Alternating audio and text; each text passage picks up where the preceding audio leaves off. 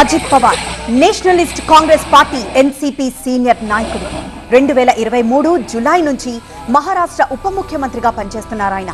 ఇప్పుడే కాదు, గతంలోనూ పలుమార్లు డిప్యూటీ సీఎంగా పనిచేశారు ఆయన. మహారాష్ట్ర ప్రభుత్వంలో అజిత్ పవార్ది కీలక భూమిక. బారామతి నుంచి కొన్ని దశాబ్దాలుగా ఎమ్మెల్యేగా ఎన్నికయ్యారు అజిత్ పవార్. పరిపాలనా అనుభవంలో అజిత్ పవార్ ప్రసిద్ధి చెందారు. అజిత్ పవార్ను దాదా అని పిలుస్తూ ఉంటారు.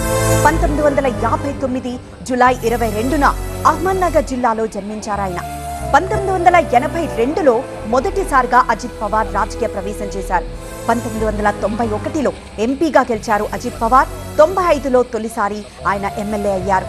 ఇక 95లో తొలిసారిగా ఆయన మంత్రి కూడా అయ్యారు. ఆయన రాజకీయాల్లో ఎంతో కీలక పాత్ర పోషించారు. ఎంతో క్రియాశీలకంగా ఉంటారు. మరి ముఖ్యంగా ఇటు కార్యకర్తల నుండి ముఖ్య నేతల వరకు ప్రతి ఒక్కరిని ఆయన పలకరిస్తూ ఉంటారు. ఎప్పుడూ పార్టీ కోసం కష్టపడ్డ వాళ్ళకి ప్రాధాన్యత ఇవ్వాలి అంటూ ఆయన ఎన్నోసార్లు చెప్పుకొచ్చారు. బారామతి ఆయన సొంత నియోజకవర్గం. అక్కడి నుండే పలుమార్లు ఆయన గెలుస్తూ వచ్చారు. ఈ రోజు కూడా ముంబై నుండి బారామతిలో భారీ బహిరంగ సభకి ఆయన హాజరు కావాల్సి ఉంది. అయితే నిన్న పార్లమెంట్ సమావేశాలు, బడ్జెట్ సమావేశాలకి ముందు జరిగే మీటింగ్కి హాజరైన తర్వాత ఆయన ముంబైలోనే ఉండిపోయారు. ఆ తర్వాత ఈరోజు భారీ బహిరంగ సభకి ఆయన బారాముల్లాకి బయలుదేరారు. అయితే మధ్యలోనే ఇంకా ఆయన అక్కడికి చేరుకోకముందే ఆయన ప్లేన్ క్రాష్ ల్యాండ్ అయింది. అయితే ప్లేన్ క్రాష్ ల్యాండ్ అంటే అసలు ప్లేన్ ఇంకా మొదలవ్వక ముందే, అంటే టేక్ ఆఫ్ కాకముందే ఒక చెక్ లిస్ట్ ఉంటుంది. ఆ చెక్ లిస్ట్ అంతా క్లియర్ అయిన తర్వాత, పర్ఫెక్ట్గా ఉంది అనుకున్న తర్వాతే టేక్ ఆఫ్కి అవకాశం ఇస్తారు. సో ఆయన బయలుదేరే ప్లేన్ ముందుగానే చెక్ చేసినట్లే తెలుస్తోంది.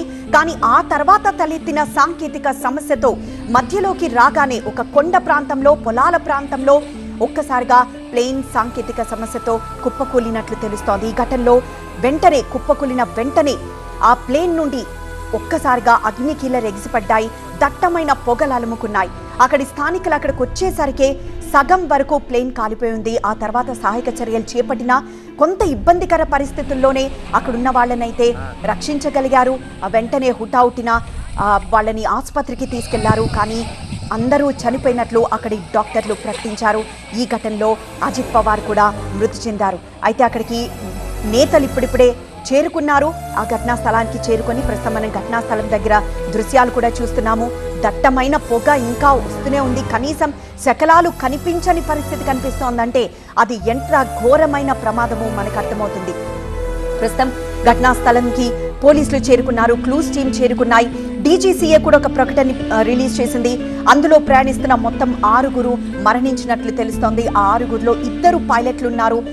మిగతా 4 ఎన్సీపీకి చెందిన నేతలున్నారు. మరి ముఖ్యంగా సభకు హాజరు కాబోతున్న ముఖ్య నేతలు 3 అజిత్ పవార్ కూడా ఉన్నారు. విమానం క్రాష్ ల్యాండ్ అవ్వగానే వెంటనే అక్కడ అగ్ని రాజుకుందని, ఆ అగ్నికీలలు మంటలు దట్టంగా పొగ వ్యాపించేలా చేసి ఆ తర్వాత కాలి బూడిదైపోయిందని అక్కడి ప్రత్యక్ష సాక్షులు చెప్తున్నారు. వెంటనే ఈ సమాచారం అందుకున్న అజిత్ పవార్ కుటుంబ సభ్యులు ఢిల్లీ నుండి బయలుదేరారు. మరోవైపు ఇటు ముంబై నుండి ముఖ్య నేతలు, ఎన్డీఏతో ఆయన కలిసి పనిచేస్తున్నారు. సో ఎన్డీఏ ముఖ్య నేతలు కూడా వెంటనే హుటాహుటిన బారామతికి బయలుదేరినట్లు తెలుస్తోంది.